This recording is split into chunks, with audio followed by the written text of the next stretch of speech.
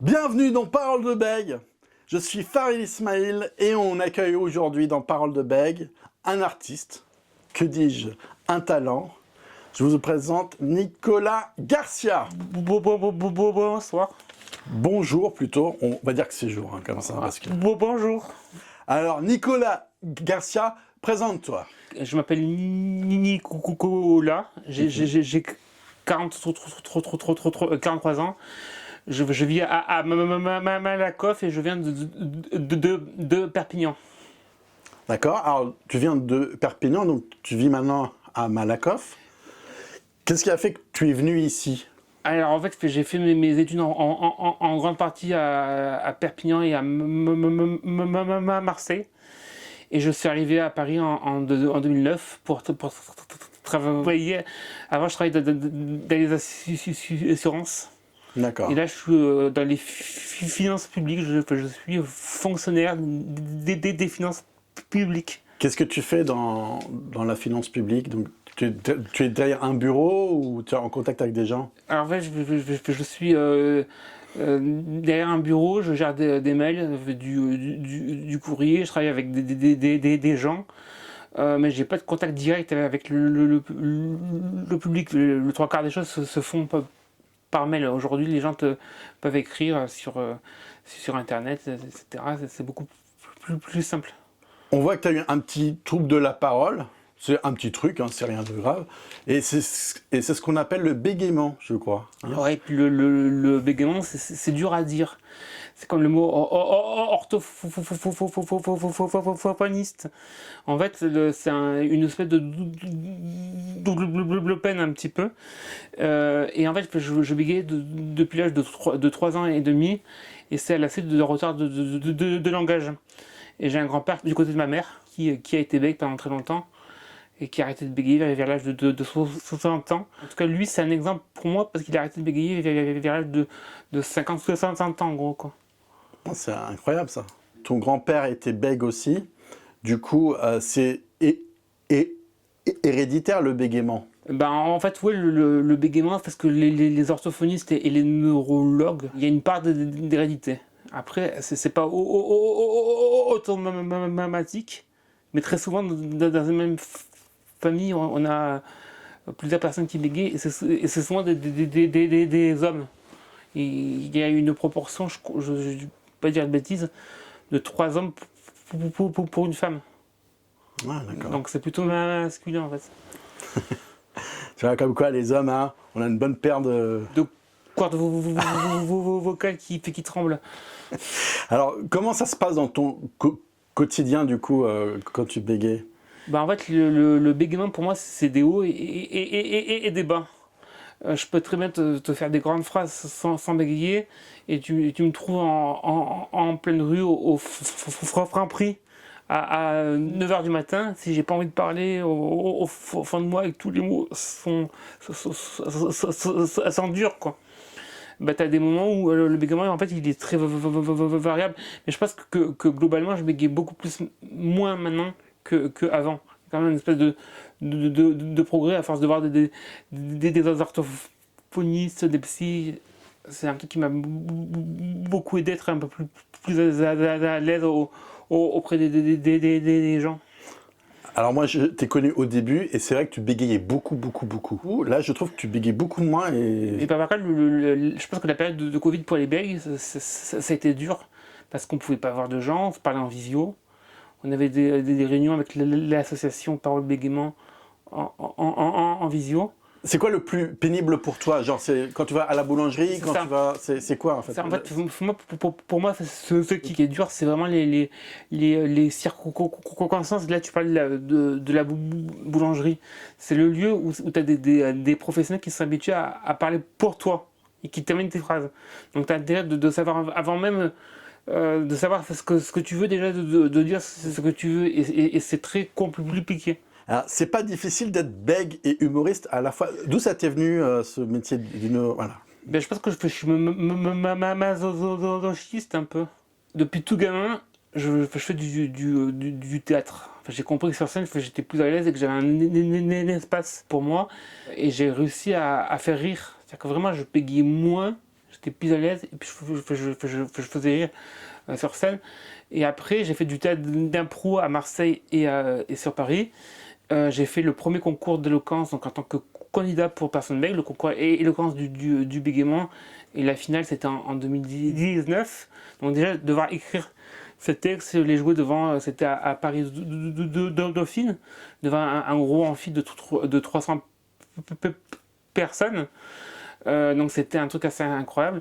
Et parti de là, j'ai eu envie de faire l'émission de Laurent Ruquier. Donc c'était sur France 2. Et sur une grande scène ronde. Et ça, c'est incroyable quand même. T'as fait comment pour être dans l'émission de Laurent Ruquier? En fait, c'est un casting. Il cherchait du monde, des gens qui avaient envie de faire un concours d'éloquence. Donc j'ai envoyé un mail, j'ai envoyé des vidéos, j'ai travaillé des textes avec comment on appelle ça, des experts en éloquence.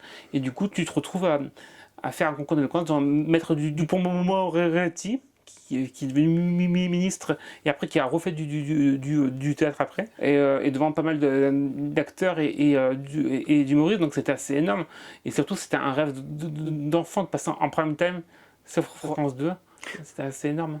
Non, ça c'est incroyable quand même que un ministre se met au théâtre, enfin ça montre bien que la politique c'est un cirque aussi quand même.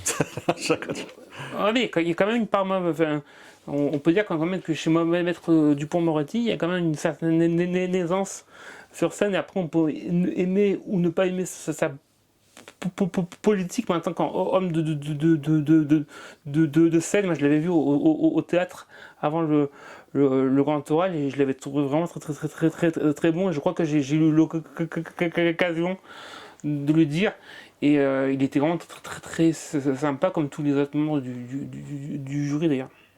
Alors d'où c'était venu l'idée d'être humoriste et pourquoi tu voulais faire ça? Eh ben, c'était un défi. Alors déjà, c'est dès que tu fais un truc aussi énorme que le Grand Oral, il faut savoir que c'était en février 2020, donc devant 1 million de personnes, et d'un coup, clac, premier confinement, second et troisième. Et en fait, les réactions sur cette émission, elles étaient assez variées. Et je déconseille les gens qui font ce genre de truc de lire tous les messages après, parce qu'il y a des messages très gentils, des messages qui sont plus ou moins haineux. Mais en tout cas, ce que j'ai relevé, c'est une personne qui m'a dit que c'est drôle et qu'on dirait du stand-up. Parce qu'en fait, c'était une grande scène ronde et qui me permettait de parler aux gens. Donc de faire des vannes. Donc on était sur un truc où je voulais sensibiliser sur le bégaiement, mais en même temps, il y avait une approche qui était déjà dans le fait de faire des blagues qui étaient dirigées aux gens. Et même moi, c'est un exercice qui sortait un peu, c'était un peu moins du concours d'éloquence. Moi, je pense qu'on était assez proche du stand-up. Et c'est ce qui m'a donné envie d'après d'écrire des trucs, vraiment de parler de moi, de mon parcours. J'aurais pu écrire un livre en fait aussi. Mais je me suis dit, sur scène, c'est plus simple, c'est plus agréable de parler aux gens, et le bégaiement, ça se voit et ça s'entend. Donc de parler de mon bégaiement sur scène, ça fait sens. Et surtout, de dire qu'on peut être bègue et faire de l'humour. En fait, c'est pour montrer que c'est pas antinomique comme le concours éloquence du bégaiement. On peut être éloquent et bègue. Ça fait l'un n'empêche pas l'autre. Alors déjà, moi je tenais juste à te dire que c'est félicitations, déjà parce que pas tous les bègues font ça, c'est assez incroyable. De monter sur scène, de passer à la télé devant les gens comme ça, j'ai trouvé ça très impressionnant. J'ai même cru que c'était une blague, que c'était un sketch que tu avais fait, que c'était un montage, que c'est truqué, que tu disais... Enfin, c'est quand même dingue quand même, que tu es passé devant Ruquier, devant un public, sur France 2, enfin... Donc déjà, moi, je suis assez impressionné, je t'avoue. Mais je te remercie, puis il y avait vraiment une forme de stress assez impressionnante. Mais tu as toute l'adrénaline, non pas du direct, parce que c'était enregistré, mais de toute la machine de l'émission. Et devant être Laurent Ruquier, Isabelle Nanty, des tuches, Caroline Vigneault, Bertrand Perrier, enfin, il y avait énormément de monde et c'est vrai que c'est très stressant et très gratifiant en fait. Je vois qu'il y a un autre humoriste aussi qui a osé, c'est Valentin Reinert. Alors en fait lui il a fait un incroyable talent, je crois que c'était en 2019. Lui, c'était vraiment, il a démarré en tant qu'humoriste. Moi, c'est le concours d'éloquence qui m'a amené à faire de l'humour. Et il est passé sur M6, genre 6 mois avant moi. Ça s'est joué à très peu de temps. Mais on a déjà eu l'occasion de se parler. Parce qu'il est très sympa et il tourne aussi comment autour de l'association de Parole Bégaiement où on a l'occasion de rencontrer pas mal d'orthophonistes et puis de personnes bêtes. Donc je pense qu'on a un but en commun, c'est de parler du bégaiement, de sensibiliser. Et puis aussi de faire rire les gens, parce que je pense que comme dans mon film Entre les mots, il y a aussi de la comédie, donc il y a cette volonté de faire rire, peut-être pour dédramatiser la charge lourde que c'est de bégayer aussi. En fait, tu peux parler de beaucoup de choses par le biais de l'humour. C'est un vecteur qui permet de dire beaucoup plus de choses qu'avec un texte qui serait purement écrit. C'est vraiment que tu parles aux gens, même si, enfin c'est préparé. Moi je prépare mes textes à fond et je les apprends par cœur. Mais vraiment, l'idée c'est de parler aux gens. C'est ça. Alors, tu fais de l'humour, mais alors, quel type d'humour tu fais en général? En fait, c'est tout à l'heure qu'on parlait de situations qui sont douloureuses, en fait, quand même, d'aller dans une boulangerie, pas se présenter, mais vraiment en très peu de mots de parler. Et j'ai une blague sur ça, c'est sur les boulangeries, aussi sur les contrôleurs de train, etc. Donc j'ai pas mal de circonstances où être bègue est un inconvénient, mais aussi un avantage.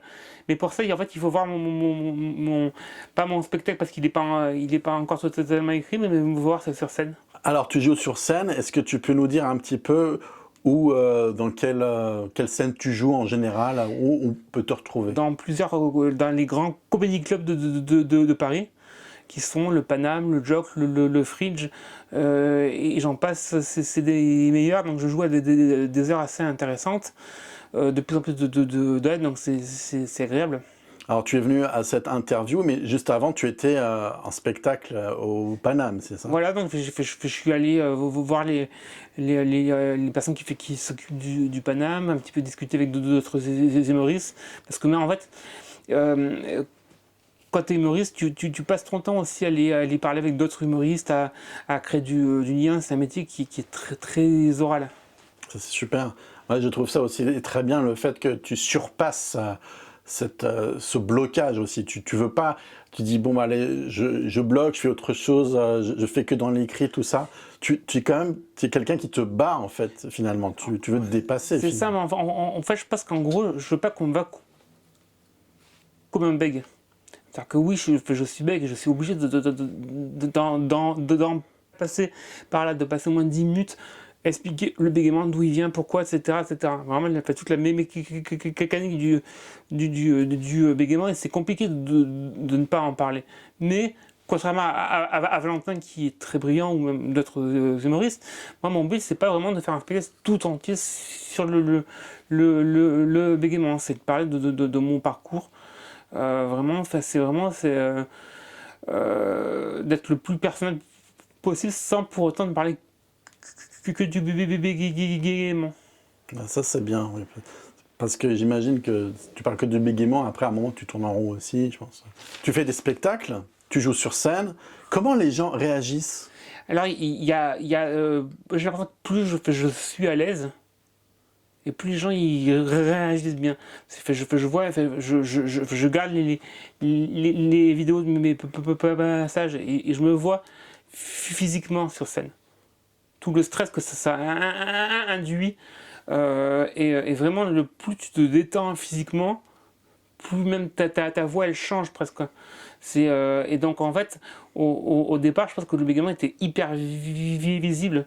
Puis je sortais en plus des concours d'éloquence, donc j'avais une façon de parler qui était un peu trop concours d'éloquence, et du coup je réécris un peu mes textes de manière à ce que ce soit moins théâtral et beaucoup plus dans le direct, avec des blagues assez courtes, pas des gros passages.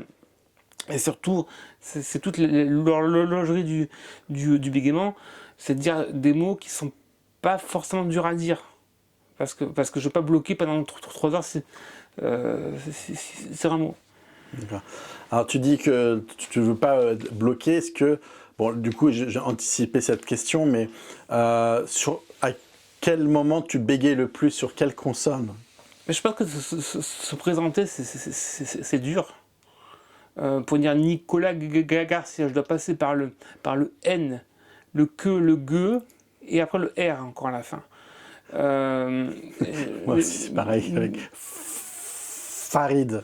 Le F, la sifflante, c'est la pire, c'est horrible. Je pense que nos parents, ils ont pas pensé à nous. Moi, je suis très heureux de mon prénom et de mon nom, et je remercie mes parents. Mais pour autant, ils savaient pas, puis qu'ils auraient un bég. Est-ce que tu donnes un nom à ton bégaiement? Est-ce que Alors moi, je l'appelle ça.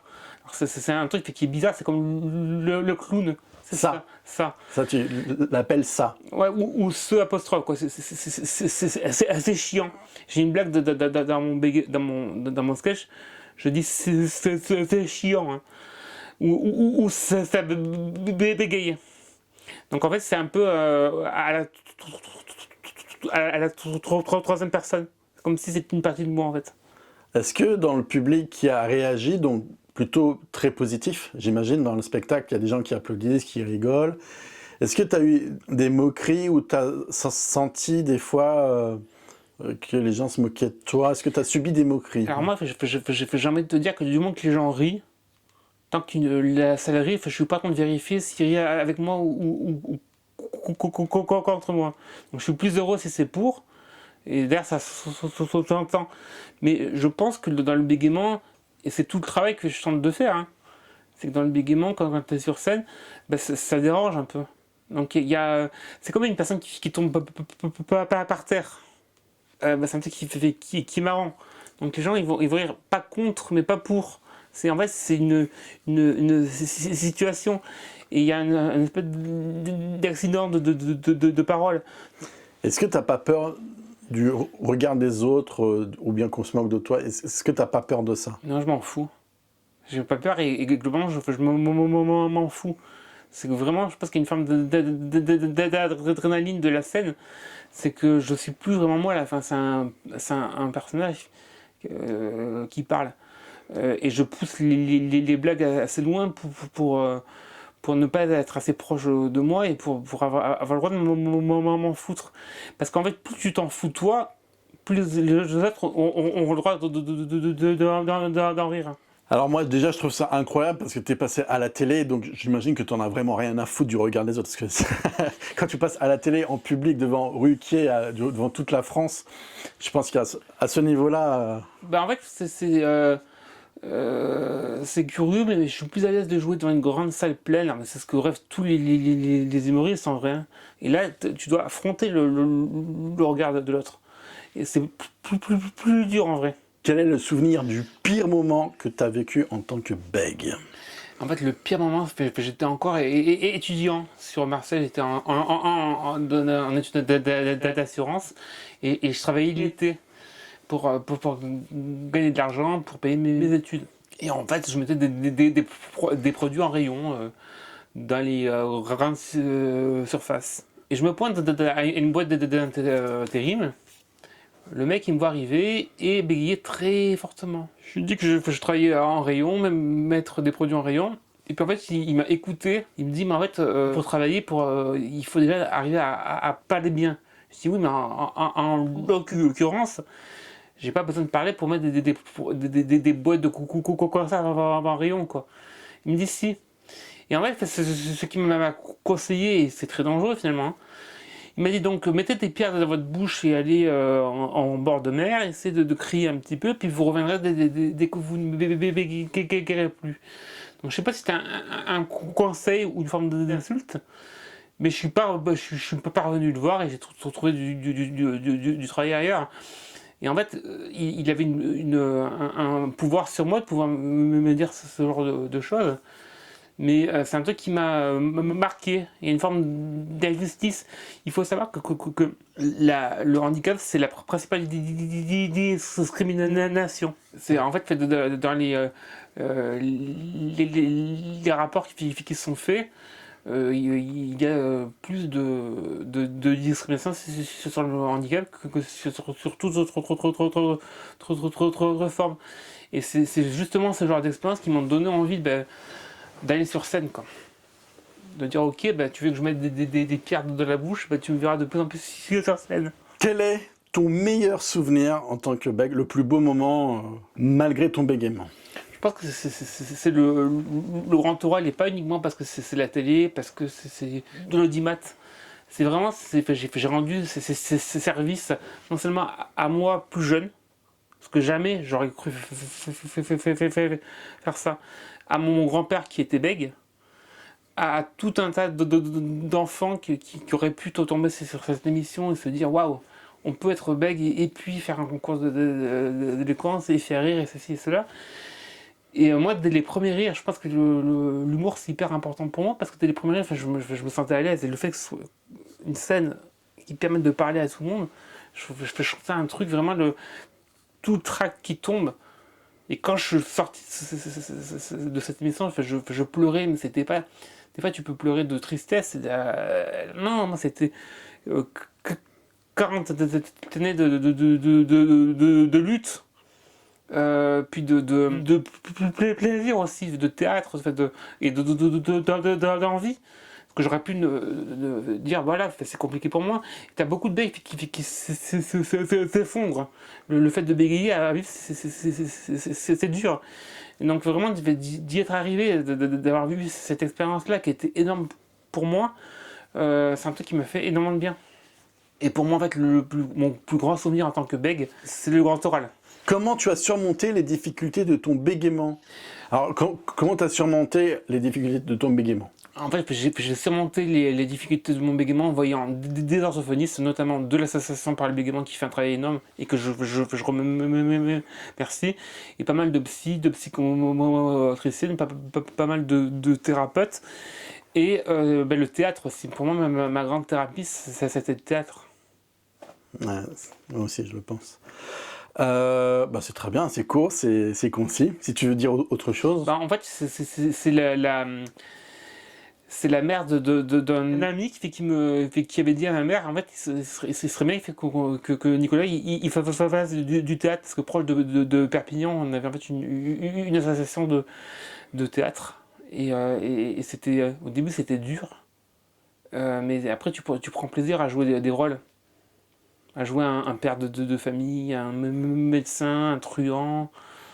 En fait, tu peux jouer tout ce que tu veux sur scène. Je pense que c'est ce qui est bien dans le théâtre, c'est qu'il y a un côté où tu es libre, où tu joues n'importe quel personnage et c'est top, quoi. Je pense que le but c'est de jouer d'être de la peau d'un autre, donc un travail un peu psychanalytique.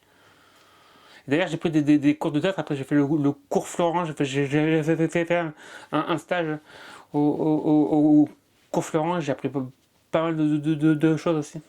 Ça, c'est top, hein, le cours Florent et tout, franchement, je trouve ça top. Parce qu'en fait, quand tu chantes aussi, des fois, les mots, ils sont fluides. Et alors que quand on parle, ça, c'est très haché. Il suffit que tu chantes des fois pour que tu bégayes plus, tu vois. En fait, dès que je chante, je ne bégaye pas, et j'ai un moment dans mon spectacle où je chante, et ça surprend les gens. Parce qu'à un moment donné, je bégaye, à un moment donné, je bégaye plus. Là, je bégaye plus. Ça, c'est incroyable. C'est-à-dire que quand tu chantes, tu ne bégayes plus, c'est super. Comme un québécois, quoi. Alors, très belle transition, puisque Entre les mots, il y a une scène où il chante. Alors, Entre les mots, c'est un film que j'ai réalisé, c'est un court-métrage de 15 minutes. C'est un film que j'ai réalisé, qui a remporté 85 prix et distinctions à travers le monde, et 135 sélections, plus diffusion sur TV5 Monde. C'est un succès incroyable. Est-ce que tu as vu le film? En fait, c'est un succès qui me mérité, et je dis bravo à toi. Je me rappelle, on s'est connus à ce moment-là, tu avais une succession de trophées. Au début, c'était un petit peu, après, c'est devenu un truc très potentiel qui a été vu dans le monde entier et ça fait du bien en vrai. Ça fait du bien de se dire que le sujet du bégaiement peut intéresser. Ben, en fait, c'est un film qui sensibilise, et notamment sur le harcèlement. Moi, j'ai été victime de harcèlement à l'école. Bah, je pense que nous, en tant que bègues, on a tous connu ça à un moment donné, des élèves qui se moquent de nous, des élèves qui répètent comme s'ils étaient intelligents. En même temps, c'est ce qui nous donne une force, une espèce d'énergie, parce qu'on a subi ça. Alors je dis pas qu'il faut subir des moqueries pour être plus fort, mais en tout cas ça donne un cuir un peu plus solide. Et après on se dit, bah, si j'arrive à faire rire du bégaiement, c'est plus eux qui se moquent, c'est moi en fait. Là, c'est aussi ce que j'ai essayé de faire dans Entre les mots, c'est que c'est une comédie, en fait, en fin de compte, une comédie dramatique, sociale, si on peut dire ça comme ça. Et il y a beaucoup de scènes qui font rire. Est-ce que toi, il y a une scène que tu as préférée dans le film, qui est justement dans le ton de l'humour, ou plutôt dans le ton de drame? Qu'est-ce qui t'a le plus plu dans... Bah, je te parlais du harcèlement. Moi, la scène que j'ai préférée, entre guillemets, de ton film, c'est la scène où tu as en fait une institutrice qui parle mal à la personne bègue. Et moi, j'ai vécu la même chose. Non pas par une orthophoniste, mais par une institutrice. On était dans les années 80, qui me mettait au coin dès que je bégayais. Alors je bégayais pas mal, donc j'étais souvent au coin, donc je voyais le cours du fond de la salle. Donc je peux voir maintenant ce que voient les gens au fond de la salle, quoi. Mais non, c'était dur. C'était dur, et vraiment, dès que tu as une institutrice qui te maltraite, ça autorise les enfants à mal te parler. Heureusement qu'après j'ai redoublé, j'ai refait un CP et j'étais dans les premiers de ma classe et je me sais pas, et faut enfin. Mais un CP c'est quand même dur, et redoubler un CP, parce qu'en fait ce que je te dis pas, c'est qu'elle m'a fait redoubler mon CP avec une double peine. C'est-à-dire en fait de dire à mes parents qu'un enfant qui bégaye ce sera après un délinquant, etc. Donc elle s'est trompée sur toute la ligne, et j'ai appris qu'elle a fait ça avec d'autres enfants. Donc j'ai bien fait de ne pas le prendre pour moi. C'était une époque où les profs étaient moins sur des sujets psy, quoi. Bah, je pense surtout qu'à l'époque, les instituteurs ne connaissaient pas ce que c'est le bégaiement. C'était pas très répandu, en fait. Et puis, aujourd'hui, on parle de sujets de santé mentale, de sujets sociétaux en tout genre, alors qu'auparavant, en fait, il faut quand même savoir qu'en France, au début, c'était des prêtres, quoi. Ça. C'était des prêtres. Pour les prêtres qui nous regardent, on n'a rien contre vous. Hein. Ouais, et puis moi, Ils sont très conservateurs, on va dire. c'est ça. Ouais. Et est-ce qu'il y a une scène qui t'a fait rire dans le film? La scène qui m'avait vraiment marqué, parce que je te l'avais dit à l'époque, je l'avais vu, et vraiment, en fait, le sujet du harcèlement, c'est un sujet qui me touche, et je suis conseiller municipal à la Coiffe, donc qui est plutôt progressif. C'est une ville où je m'occupe des étudiants, et dès que je peux parler de sujets qui sont liés au handicap, au harcèlement, etc., c'est des sujets qui me tiennent à cœur. Et la scène dans la douche où il chante, tu t'es pas dit, ah bah tiens, ça pourrait être moi Le fait de chanter, c'est un truc un peu dingue, parce que dès qu'on chante, on bégaye pas, quoi. C'est ça. Alors, on parle beaucoup d'inclusivité. Bon, c'est pas dans les questions, mais on parle beaucoup du bégaiement comme une inclusivité, la diversité, tout ça. Mais je trouve ça intéressant. Qu'est-ce que tu penses qu'on met un terme à justement ça? Bah en fait, pour moi, le monde actuel, il est pas réellement woke, hein. Enfin, c'est pas du tout ça. Il y a beaucoup de progrès à faire. Et l'idée, c'est qu'en fait, quand on parle de diversité, j'en parlais d'ailleurs tout à l'heure, j'étais au Paname avec d'autres humoristes, on se disait qu'en fait, au départ, le monde de l'humour, c'était sur la couleur de peau, sur les questions de racisme, un peu les femmes, et ça s'ouvre. Et en fait, le monde du cinéma, le monde du stand-up, etc., ce sont des milieux qui s'ouvrent à tous les sujets. Donc plus on parlera des sujets, plus on parlera simplement de la vie, de voir les gens, peut-être toute la palette. D'accord. Et donc le woke, tout ça, Déjà, qu'est-ce que ça en pense déjà, en tant que bègue, qu'est-ce que tu penses du wokisme? c'est dur à dire. Déjà, ouais, tu vois, pour moi, le wokisme, déjà en plus c'est un mot qui est péjoratif, qui vient des États-Unis et qui dénonce un truc qui n'existe pas en soi. Pour moi, enfin, il n'y a aucune honte à être woke. C'est que vraiment, il faudrait qu'on soit plus ouvert à ce genre de sujet. Alors si je suis woke en disant ça, bah oui, je suis woke. Tu me fais rire. Ah, tu me fais rire. Alors, en tant qu'humoriste, moi, je vous le conseille, Nicolas Garcia, où on peut te suivre un petit peu, parce que pour voir tes prochaines représentations. En fait, le plus simple aujourd'hui, tout passer sur Instagram, donc sur les réseaux sociaux. Mon compte Instagram, c'est Nicolas. Je reviens. Mon compte Instagram, c'est Nicocomédi avec un Y. Insta. D'accord, de toute façon, ça va être affiché dans l'écran. On peut voir ici, tu peux montrer comme Voilà, ça. donc je fais pas mal de stories, on sait où je joue, globalement sur Paris, aussi en province, donc espérons qu'on me verra de plus en plus. Et je suis passé il y a pas longtemps d'ailleurs, c'est dit plus. D'accord. Alors, on va peut-être pas dire les prochains spectacles, parce que peut-être que la vidéo, elle sortira plus tard, après que tu aies joué. Donc, Ouais, parce que je veux dire, quand est-ce que tu vas te produire sur scène et tout ça, mais bon. espérons que peut-être pour l'an prochain ou la fin d'année, Moi, mon idée, ce serait le plus rapidement possible d'avoir un spectacle d'1 heure. Donc, Ah ouais, carrément faire un spectacle d'1 heure en one-man show, c'est ça? J'ai qu'une hâte, c'est ça. Donc, j'ai plein d'idées à mettre en place. Donc, ce que je souhaite dans les mois ou à venir, c'est de jouer un spectacle d'1 heure. Est-ce que tu serais prêt à jouer dans un film, par exemple, un court-métrage?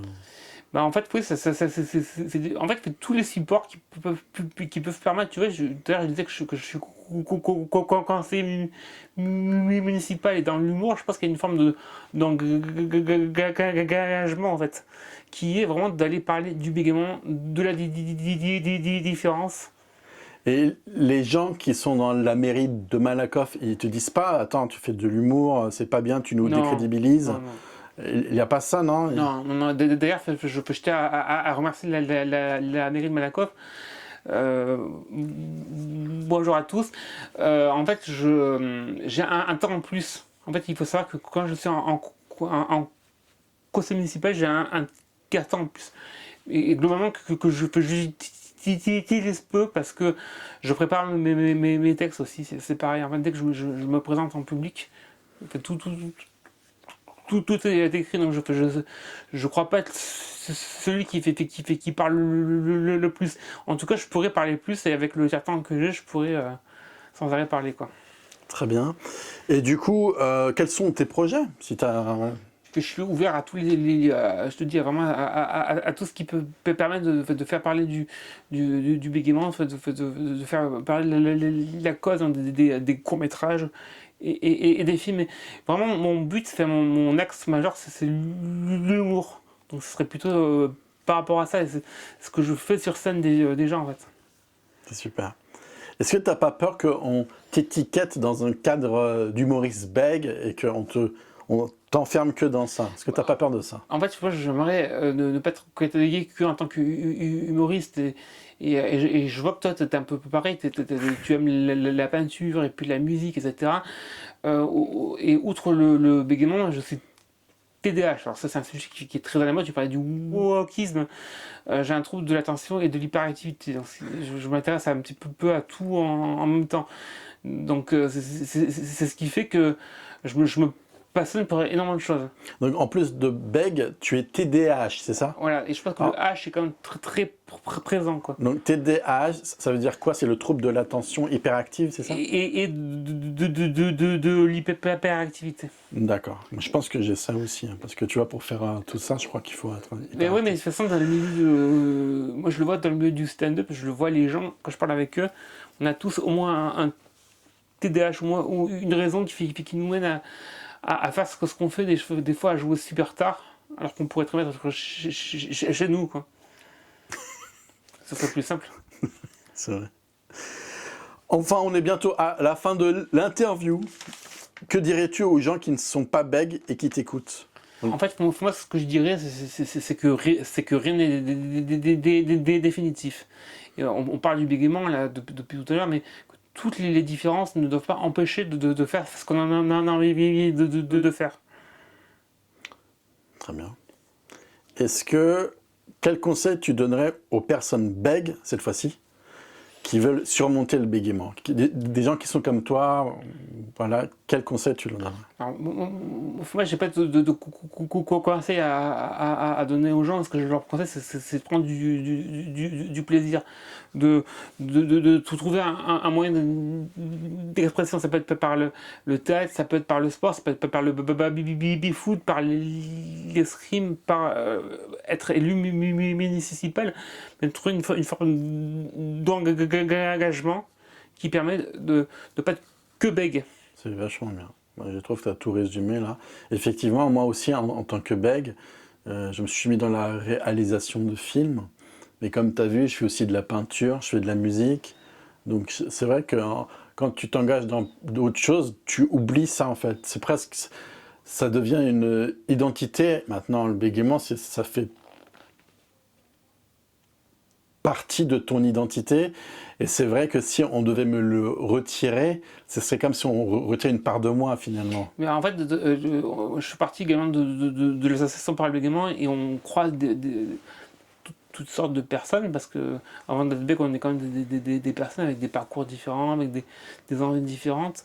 Donc on découvre que chacun a un loisir. Et c'est parce qu'on trouve du plaisir, parce qu'on est sur cette terre pour pas trop longtemps, quoi. Donc d'essayer d'en tirer le maximum de plaisir et d'en donner aux autres. Eh ben, je te remercie Nicolas. Voilà. Je te remercie, c'était très agréable. Peut-être un petit mot pour conclure à nos chers téléspectateurs. Eh ben, je serais très heureux de vous voir sur scène à Paris ou en province. Merci Nicolas. Bye. Merci.